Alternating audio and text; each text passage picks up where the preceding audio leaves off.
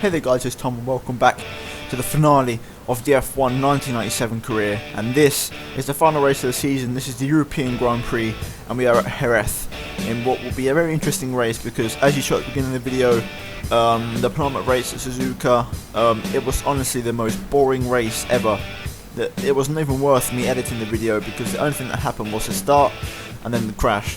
So we're gonna not even bother with that race. That was an absolute disaster, and we're gonna try and get a win here at Jerez, and we're gonna try and make end the season on a high. We're gonna try and see if we can get third place in the championship. So this is a very big race for us, and we're gonna see how we can get on. We're gonna start on the soft tyres, and hopefully all goes well. Hopefully the setup works well, and we can get a good result in front of the Spanish fans, which is kind of like my home race, you could say, as I live in Spain. So here we are then, nevertheless, at Jerez, the European Grand Prix, round 17 of the 1997 season, and we've got Jack Villeneuve on pole with Michael Schumacher in second, my championship rival, my teammate Ralph Dan in 7th, and myself right at the back of the grid.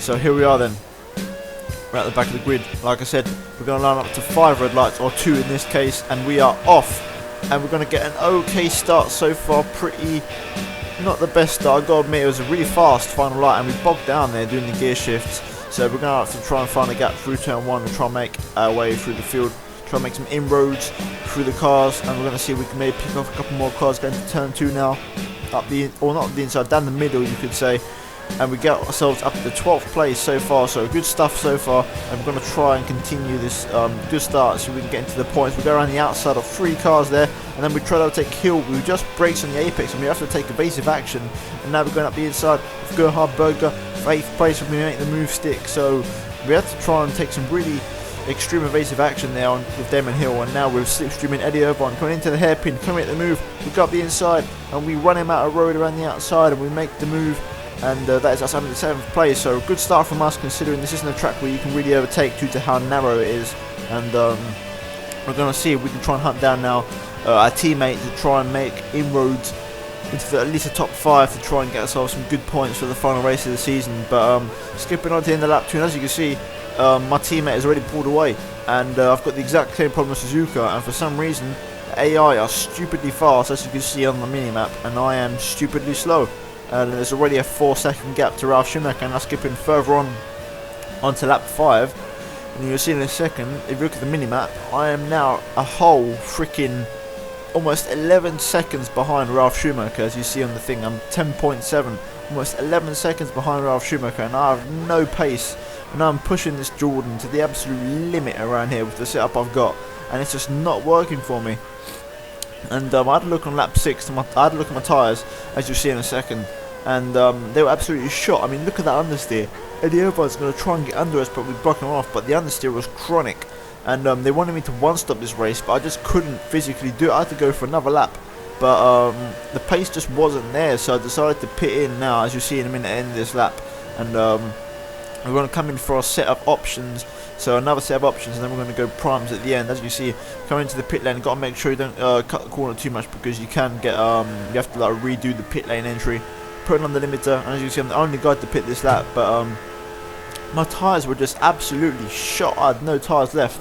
So I had to get a new set of tyres, fresh set of boots, and we could in some way attempt the undercut, because we are 2 stopping, so we really do need to find some pace, because a 2-stop only works if obviously you have a lot of pace, and we don't really have that at the minute. Now skipping a lap later onto lap 7, and as you can see, a couple of people are in the pits, and we got up to 13th position, and it's not where I was, and I was a bit worried at the time what would happen, but as you can see, skipping on exactly 1 more lap later, and there's more people coming out of the pits, including Eddie Irvine, who was behind us, and we managed to keep him behind, and we're in 8th place, and we're going to try and take Jos Verstappen, who's in the Tyrrell, and we're going to try and double up the inside here at turn 2, and hopefully, if Verstappen, if what the engineer said on the radio is correct, and he is on the prime, then he should be able to hold him up for us. And as you can see now, looking at the sector split, we are putting out a massive gap on Verstappen with 5 seconds ahead, and we are going to pit in this lap, because apparently Verstappen is going to pit as well. So we're going to pit in at the end of lap 11, as you can see, not really the cleanest pit entry, and we've got our Jordan crew there, and then we've got the Tyrrell crew at the end, and hopefully Verstappen holding up Irvine and the rest of the people behind him has allowed me to pit and maybe not come out ahead, but still have a chance of finishing in the points. And as you can see, there's a massive train of cars there, and we're going to begin the chase, try and hunt them down, and we're going to try and see if we can get in the points in the final race of the season to try and end the season on a high. So yeah, let's try and hunt them down, and we're going to see how this gets on. Now skipping on to lap 13, as you can see, the train of cars is still there, but we're not really making any inroads at all. And skipping on to lap 15, as you can see, we're 6 seconds behind, and we're just not catching them. And now skipping on to lap 17, as you can see, we are 13 seconds behind. We've got no pace, and if you look at the mini-map, going through now the penultimate corner, that's Villeneuve or Frentzen coming around into the final corner to win the race, and we are that far behind. The pace was that bad this race, and as you can see, coming into the final corner, Jack Villeneuve has won the race, and almost a lap down in a 25% race. That's how bad our pace was. And so we're going to cross the line and smack the wall. And wait, why are you Why is he celebrating? What a dumb prick! Why are you celebrating? Are you? We just finished 15th and you're celebrating. Are you? What are you doing? What? No. I'm done. I'm actually done. No, I'm done.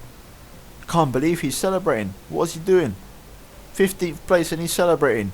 Are you serious? Villeneuve wins the race. Frentzen in second and Schumacher, my title rival, in third. My useless teammate Ralf Schumacher in sixth.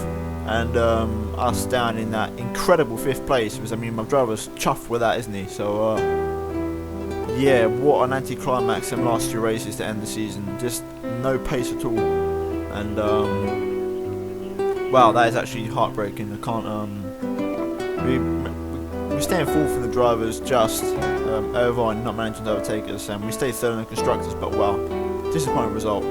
Can't believe that.